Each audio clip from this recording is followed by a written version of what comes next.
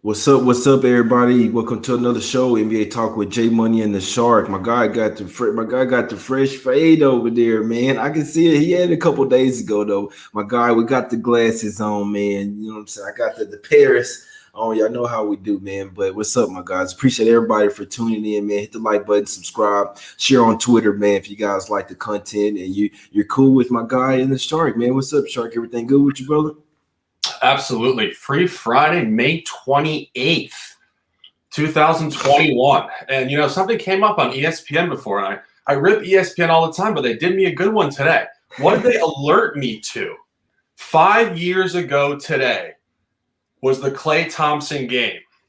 Oklahoma City hosting the Warriors, up 3-2, Game 6, Western Conference Finals. Oklahoma City, Kevin Durant still on the squad, Russell Westbrook, they go to the fourth quarter up significantly. Klay Thompson goes off. Warriors win the fourth quarter 33-18, going away, coming home, win Game 7, and Kevin Durant flees for Golden State, which leads him to winning titles with Golden State, getting pissed off at Draymond Green, and eventually landing in Brooklyn. All worlds collide, the universe exists for a reason, and we find ourselves here on a suddenly not so casual Free Friday with the Nets traveling to the Celtics in a must-win Game 3 for the Celtics on ABC at 8:30 p.m. Jay Money, where do you want to begin? Yeah, and I also heard that Kemba Walker is questionable as well. It could be, you know what I'm saying, just a little manipulation, obviously, there. But we know that he is questionable. Hadn't looked 100%, my guy. So just be interested to see what happens. Yeah, we can go to that game first. We got the Nets versus the Celtics. I mean, you could have got on this one at Nets. I think it opened at 6.5. Obviously, we saw them open up at the first game, I think maybe -7, -8 or whatever on at the house. Now on the road, they were sitting 6.5, 7, now up to 8.5 at some spots. Obviously, with Kemba Walker being questionable. So you could have got on this one yesterday as soon as the news came out. What you liking in this one? I got total 227, size in at 8.5 for the Nets, my guy. Well, I talk to Nets bets, and I call myself Knicks bets when I want to, but tonight I have Nets bets part 2, maybe the original, the Sharky version, the remix, baby.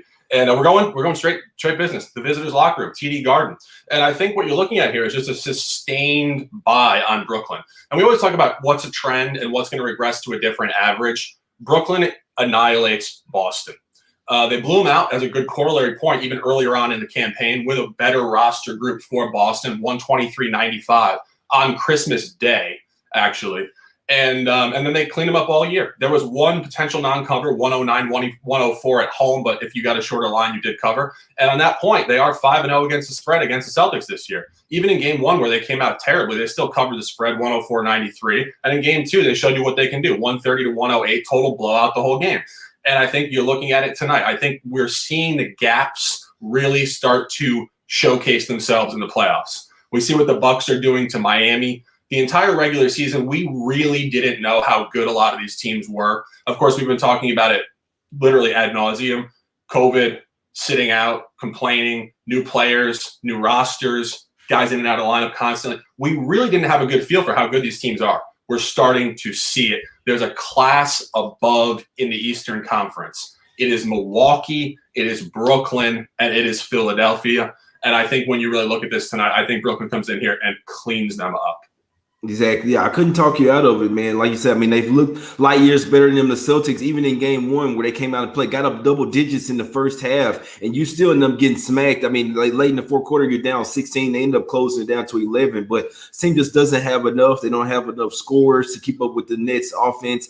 They're not playing enough defense, enough stifling defense. I mean, obviously, you're going up against KD, Harden, and Kyrie. I mean, you're going to have to play championship defense damn near every game just to keep it within 5. So, I mean, the Celtics are damn near looking like they've almost given up. Obviously, this will be the benchmark game. I like to go to those Game 4s where it's like we know that it's going to be 1, 2, 3 Cancun, like maybe a Bucks versus the Heat, teams that go down 0-3. They just know that they don't have a chance. It's like they already have their bags packed. So Yeah, I couldn't talk anybody out of Nets here. Like I said, I would have loved to get on this one at 6.5, 7, it's up to 8.5 now. But hey, it should be a double-digit win by the Nets here. Regardless, like my guy Shark say, they've just owned the Celtics here pretty much all season. Even with playing two of their stars, one of their stars, they just smack them up, man.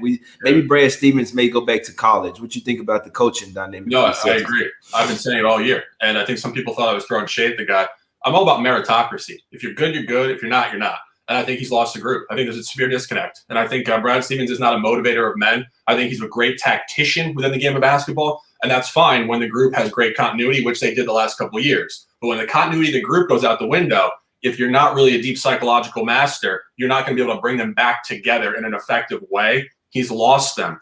And, of course, with Jaylen Brown out, one of the more cerebral guys, one of the better leaders of the group, and the significant gap in age, of course, as ESPN serenades me with a commercial. So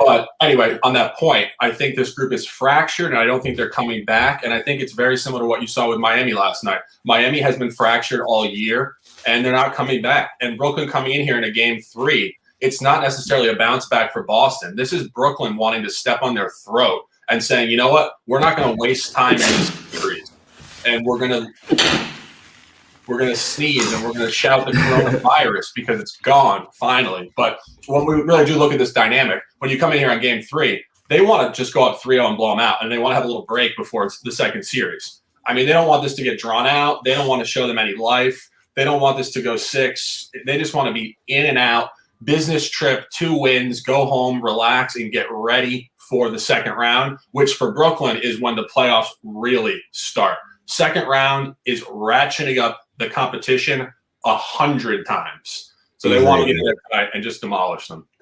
Exactly. Yeah, they're saying no Scott Foster. Yeah, we don't have any Scott Foster tonight, my guys. But yeah, great points there. I mean, like you say, it's almost exactly like that. The Heat versus Bucks. I mean, obviously the Bucks have extra motivation there. The Heat did put them out the playoffs last year, so they will. And that's what I said yesterday. I'm like, we have to remember that the Bucks are absolutely pissed and they absolutely hate the Heat right now. They want to smack the shit out of them by 50 points every game just to make a statement, and they do want to sweep them. So with the Nets here, we see that they're just a class much higher than the Celtics. We've seen the Celtics be up and down all year. Obviously, this is a pivotal game, but like you say, if the Nets come out there with that intensity and defense and in the first quarter and first half, really putting on them, I can see this one getting away early, almost a carbon copy of a Bucks versus Heat, my guy. So, yeah, Nets the only way that I would look in this one for sure, brother. What you want to do? We talk about a little Nets bets, little Knicks bets part 2, my God. Them boys they spitting on Trae Young, all type of shit. I know he going to be pissed. I don't even think he knew that somebody spit on him. It was like from behind or whatever, but shit's getting crazy. We got with the popcorn, but the spin, man, that's a whole different realm there, man. But yeah, guy got banned for life. KD even said on Twitter, it's all fun and games. Your ass get banned for life. We have the Knicks here. 5-point underdogs versus the Hawks. We saw the Hawks up by double digits pretty much the whole game. The Knicks come with a strong third quarter, outscoring 32-18. And then obviously you have to know when they come back and tie that game up 72-72, they're coming to win that game. End up winning by 9 points, 101-92. What you think about this one, my guy? You think the Hawks can continue to play well? Do you think the Knicks continue bring that late fourth quarter into this game? I think this is actually, I just posted on Twitter saying yesterday teams that had tanked the first game and then bounced back in game 2 continued that trend and went 3-0 in game 3 against the spread. And this kind of reminds me a little bit of what Denver did. Of course, the line movement is very similar. We talked about this yesterday. Portland was a +2 dog at Denver and came home and laid 4. This is very similar functionality. The Knicks were 1.5, 2 as a favorite, and now this comes in at Atlanta -4. I think it gets steamed up here. And I don't look at market splits, so I'm not exactly sure where the money's coming in on that. But I think it has similar functionality to what we saw Portland do. You got to remember, the Knicks did lose home court advantage, so it has that same element of getting home court advantage back. And the home game 1 in a 1-1 series takes on almost a game 1 environment where we saw the home teams tank. Now you get that again. And you might see Atlanta just not really be there. You got to remember, this is the first playoff game just as much as it was for the Knicks. The Knicks had some jitters in the Garden in game 1. This is the first home playoff game for Trae Young and the boys. And Atlanta, I got to shout Atlanta. They got a good crowd down there, too. That's going to be hostile. That's going to be a hell of a game to watch. I can't wait to watch it. But I think this could reverse itself. And I think people that are really bullish on Atlanta because of whatever reason could be in for a little fool's gold here. And I think the Knicks might come in here and travel well. Got you. Yeah, the problem I have here, this is a pivotal game three. The difference from this is two different teams. The Nuggets, obviously, both of these teams play defense. The Nuggets and the Blazers are two totally different teams. The Blazers not necessarily that good at the house, even though I took the loss on Blazers first half. You are right. It does seem like the same type of game, and it does give me a little bit of hesitation. But regardless, I think that the Hawks are the better team here. I think that home crowd will give them juice, and I'm looking at it the opposite way. I would go with the Hawks here early. I was liking Hawks first half. I think I may make that the play of the day. I like Hawks here early. I know that the team in game two or whatever has really played well in game three, but like I say, it's a different dynamic. I do think that the Hawks will win this series. This game three is a very pivotal game. And like I said, whoever wins tonight, whoever comes to play will likely win this series. I do think, like the Knicks, they played really good in that third quarter and fourth quarter, but that first half, you really saw that the Hawks are just better than the Knicks. Their defense, their guys, their guards can match up well with the Knicks. Knicks pretty much had to hit some shots. They got that home crowd juice going or whatever, and they end up getting it done. I was glad I had Knicks full game. I do think this is two different teams, though, two different makeups. You have a Nate McMillan coach over there who's a damn good defensive type guy. I could see the Knicks come in here, keep it close, but I would be leaning towards the Hawks to come in here and get it done, especially after them pissing a double-digit lead, especially with Trae Young has been giving them problems, guys. Trae Young, Capella. These guys have Hunter, Bogdanovich, Gallinari coming off the bench. It's not – this team is more stacked than the Knicks. They play defense is just as good as the Knicks, if not better, now that they have all of their guys, and they are 1 through 10 deep. Like, literally, Nate McMillan will make a whole shift and have whole start of 5 guys coming off the bench, and they're not bad either, my guys. So I think this is a Hawk type of game. This line opened up at 4. It's going to 5. I think it's for a reason. This is a Hawks type of game. Yeah, no, I don't disagree. And of course, the thing we're trying to adjust to is how the line functionality works in the playoffs. And I go back to that Portland line. We talked about it last night. It was showing strength and it went the opposite direction. And it's just, I think that it's coming up a little bit too much. And I look at all 5 games, right? They haven't Blazers don't play defense though, bro. That's the only reason why we can't really compare them the same. They got shredded. I'm purely just looking at the number. If we took the jersey names off, the seeds versus and the line movement home to away, nothing to do with Portland versus Atlanta or anything. But if you really look at this entire window, of course, it is a bit contaminated because the Hawks completely flipped after they fired, what was his name, Lloyd Pierce. They completely flipped. This is a totally different unit. But in the beginning of the season, they did play in Atlanta, and then they played 4 straight at Madison Square Garden, which is very interesting. The last 4 games between the Hawks and the Knicks were all played at MSG. So we haven't seen the Knicks in Atlanta since pre-Nate McMillan in like the 4th game of the season. So we are really in a new environment here.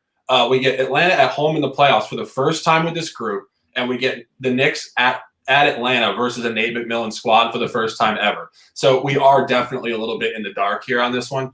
I do think if you look at the last 4 games, though, they were all super tight, right? Even when Atlanta won game 1, it was Trae Young at the buzzer. Then the Knicks backdoor coming here at 101-92, which is actually the biggest gap outside of an overtime game by 10, and then a really tight one. And I just think when you look at 5 as a line functionality and an average, I understand where books are weighting this because it's large scale averaging, but really these games have been really, really tight. I just don't know if it's going to go outside of that window of 5 points.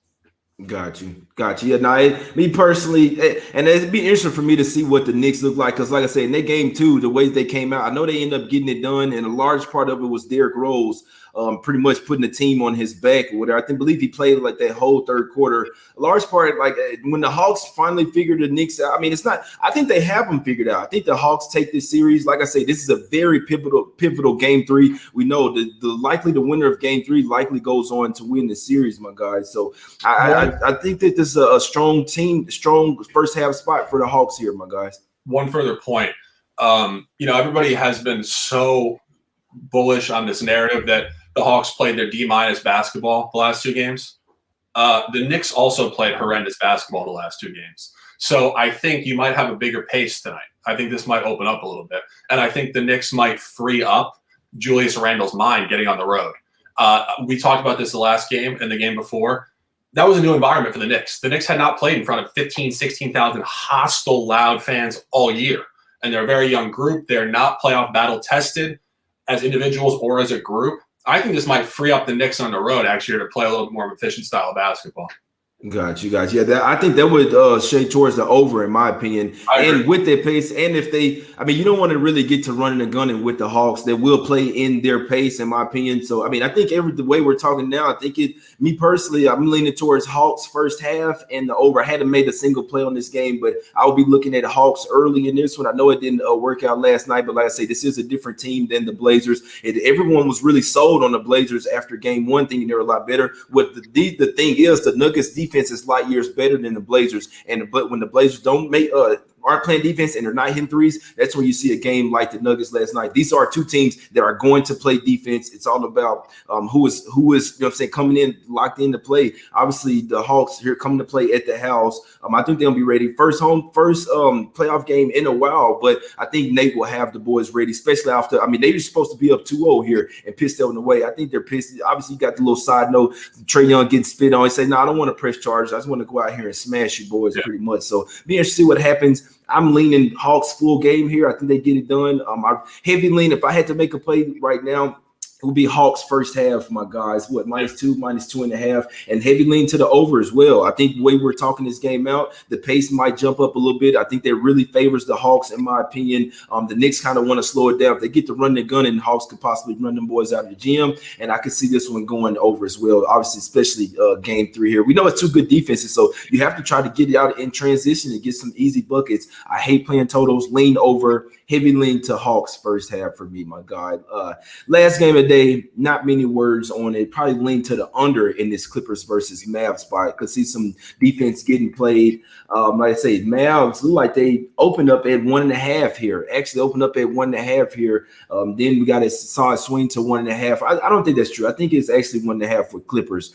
But regardless, up to 2.5 now getting juice. Money coming in on the Clippers pretty much all day. Total of 219.5. Shark, what you think about this? You think it might be a defensive type game? Regarding the total, I'm not entirely sure. This game literally for me is 0 or 100. And I mean that literally. Like, I don't see a middle ground of this game. I see either basically the Luka coronation and the Clippers just can't compete and he really stands up and they sweep, or this is the moment the Clippers say enough is enough, let's fucking go. But there's almost no in between there, right? And it's hard for me to predict. I think this could really go either way because I think we've talked about the Clippers group being a bit potentially fractured, and we just don't know. It's a really tough game for me to prognosticate. Yeah, tough ass game, man. I'm with you on that. 0 to 100. It's either you're gonna see the Clippers blow them out, or you're gonna see the Mavericks with a double-digit win. It's pretty much that simple, guys. So it's either you're gonna bet with the desperation, or you're gonna bet with what you know what I'm saying. What we've seen so far. What we've seen so far is that the Mavs kind of own the Clippers, my guys. So yeah, I'm not telling anybody to go either way on this one. It's up to you guys, man. I'm not telling you.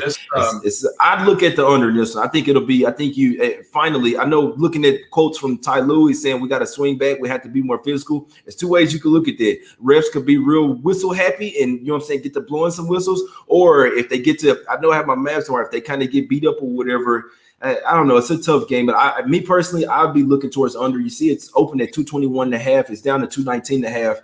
I could see there's any game that the Clippers may play some defense or try to step it up. In theory, should be here, but it'll be interesting to see what happens, what Ty Lue does, and if Doc Rivers was, you know what I'm saying, maybe a better coach for the Clippers, my guy. Yeah, and one thing that I thought was interesting, which would lean towards the Mavs, and again, I'm not sanctioning a side here.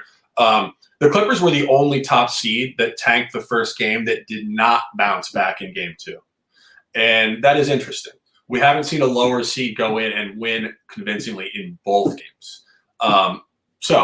That would lean more towards the Mavs just being sustainable here. But I don't know. This is going to be a good poll. You guys follow me on Twitter, Sharks and Sports. I usually put up a poll of the game that I don't really have an official side on because I want to see what people have to say. So I'm going to put up a poll. Hopefully we get 1,000 votes on that at least. Go to Sharks and Sports on Twitter if you don't follow. I'm not sure how many people follow on Twitter versus just YouTube, but we put out a lot of content on Twitter specifically that is a little bit different than this show, obviously a little more long, 20, 30 minutes. But I do a poll oftentimes, which I like to see. I like to see the market splits for my followers, and my followers, I think, are a snapshot to the general population. So it's really interesting, and we'll see where we go with that. Yeah, I found that out, bro. Some people they don't even have Twitter. Some people only have Facebook. Some people only have Twitter. Some people only have Instagram. Some people only come to YouTube to watch. They don't even have any social media. So respect everybody. If you're here watching, whether you're watching live or going back to watch, we appreciate all you guys, man. Like I said, I mean, you don't have to necessarily create a Twitter just to follow us, but if you have Twitter, go and follow us. We have something about on the screen at Shark and Sports at Jake Money is Money. You can find myself on Instagram, Facebook, Twitter, whatever, my guys. So let's cash today, man. Like I say, not necessarily a super strong card, but we always like to come on here and try to break down the games whichever way you're looking. Like we got people in the chat as well giving out plays. Even if you're going back and watch the show, you can put on the live chat to where you can see what people were talking about during the live show. They're giving out plays. They're giving out props, all type of stuff, man. So even stuff that we don't specialize in, we won't really force plays on you, but all type of plays in here. My guy Shark with them good info. I'm trying to give you how I look at games, my guys.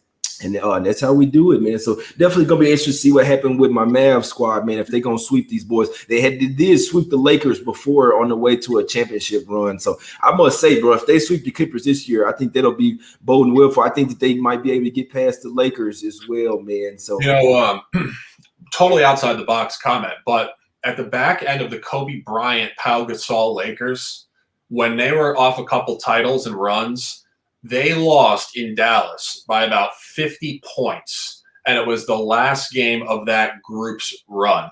And I don't know. I mean, this could be where the Clippers, I don't know, jump off the ledge, but we'll see. Yeah, Kawhi, he gonna dip out. They're not there long term. I think Paul George got a long term contract, which he's way overpaid. But Kawhi, he can dip after this year, if I'm not mistaken. So I mean, we already saw them get rid of Rivers. I wasn't really a fan of that, but like I say, we'll see. We'll definitely see what the Clippers are made of today, my guys. They could easily go down 3-0, and they could easily come back and win this game by I'm saying, by 20 points. And in all honesty, it could be a whole new series if they win today, my guys. So be interested to see what happens. I'll be watching this game. Like I say, heavy lean to Hawks. For if I had a top play today, it'd be Hawks first half for me. Like I hadn't bet anything yet.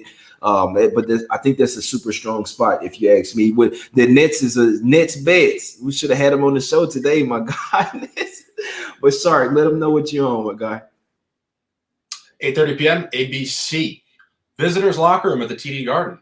We are fading the Celtics to continue this continued upward movement of the top teams in the East, really separating themselves from the pack. Celtics have been lackluster all year. They're disconnected. Their coach is not motivating. The group is all over the place. I think this is really a bloodbath spot for Brooklyn to come in here, take full control of the series, sweep, get some rest, and get ready for where round two will be a battle. Jake? Close them out.